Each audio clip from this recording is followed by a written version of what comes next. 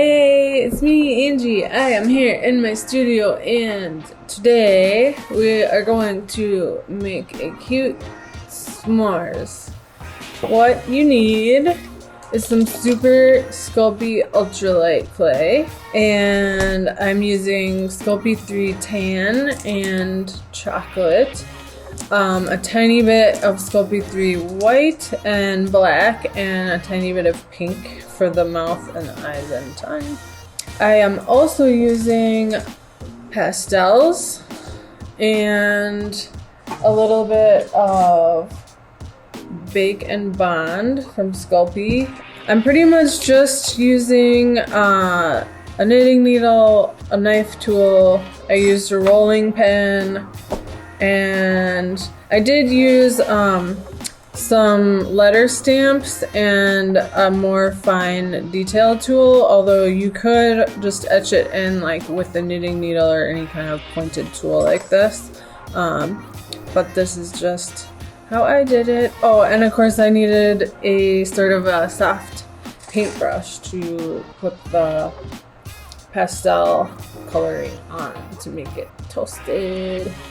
I'm sure I'm not the only one making polymer clay marshmallows, but I will say the way I started making them, these are like one of the things I sell the most out of all the monsters and other stuff I make. I'm looking over at my gallery over there.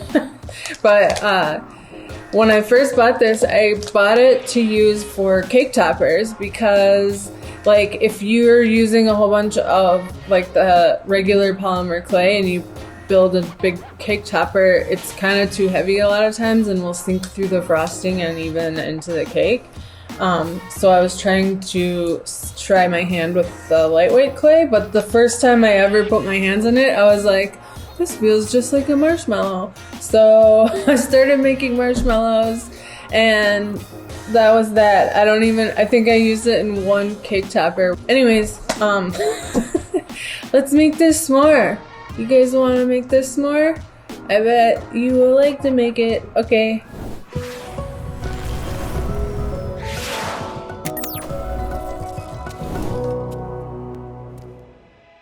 Alright, so I've kind of already shaped some of the ultralight clay. I just pulled a chunk off of there and started getting it soft. So I just kind of roll a cylinder and then flatten the top and bottom. Now I'm using about half of a package of Sculpey 3 of the tan to make the graham cracker base. And I just roll a ball, flatten it, and then start shaping it into more of a rounded square. Part of that is just pushing the edges down onto the flat surface on the four sides. Then I'm going to use my knitting needle to put 9 little dots in there and in 3 rows of 3, just making sure it's big enough to fit the marshmallow there.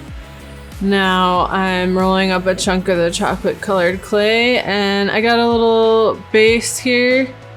So last time I did the cupcakes and we made the frosting. Now I'm making melted chocolate pretty much the same way, except last time I used the Kato liquid poly clay or whatever it's called, and this time we're using Sculpey Bake and Bond. Really, it doesn't matter. Any of those liquid clay things work pretty good. Here you can see I stamped the word yummy in there. Now here's that Bake and Bond. I'm gonna mix this up, and I'm starting to want to eat the clay again. Promise I'm not gonna put any clay in my nose this time. It is looking really yummy. So now I'm working on just making some shavings of this pastel, and I got some little chunks there. The chunks don't really work, and you gotta shave it off with the knife tools. You don't have to have an X-Acto knife especially, but that works really well. So I'm using a lighter and a darker shade of brown, and now I'm just kind of coloring the little dots on the graham cracker for, I don't know, just a little effect. And then I'm gonna do like the sides as well. And this is something that, you know, when the clay is not baked, it's kind of sticky, so you can get some weird lines and stuff, but I'm not going for super perfection here, just a little bit of coloring to give it a little bit of depth, not just plain color. Now, with the knitting needle, I am putting some eye sockets and a mouth shape in. The ultralight clay is very different than other polymer clays. It is very light, and so it's a little different to sculpt with. You can't do like the same kind of super detail stuff in the same way. But I am just making kind of a goofy smile shape, putting a little bit of, I rolled just a tiny worm of black clay that was kind of pointy on either end, and I rolled 2 little tiny balls of clay for eyes. I'm making a couple little like crow's feet like marks there on the side of the eyes. I think later I decide I'm gonna put some eyelids on there, so here is some of the poly paste that I'm going to use as a glue to make sure that marshmallow sticks on there very good. And I don't need any to put the chocolate on because I'm using basically the same sort of thing. This stuff will act like a glue that will hold the piece of chocolate on the top. And I'm just kind of making it drip down the sides a little bit. And just adding a little bit to this actual little piece of chocolate I made. I want the word yummy facing the right way. And now I kind of, in retrospect, I should have probably done the like toasting coloring with the pastels on the marshmallow before I put the chocolate on, but still looks pretty good even though I didn't. Again, I'm not going for like ultra perfection, just kind of a fun, cute project and something pretty easy to do for you. So just wiping my hands clean. Sticky chocolate clay. Now I'm making the little eyelids. And actually I think for this I wasn't using the ultralight clay. I was just using some white Sculpey 3 and redoing those little crow's feet, just making sure they show up. Let's get it toasted up. Let's get it toasted by the fire.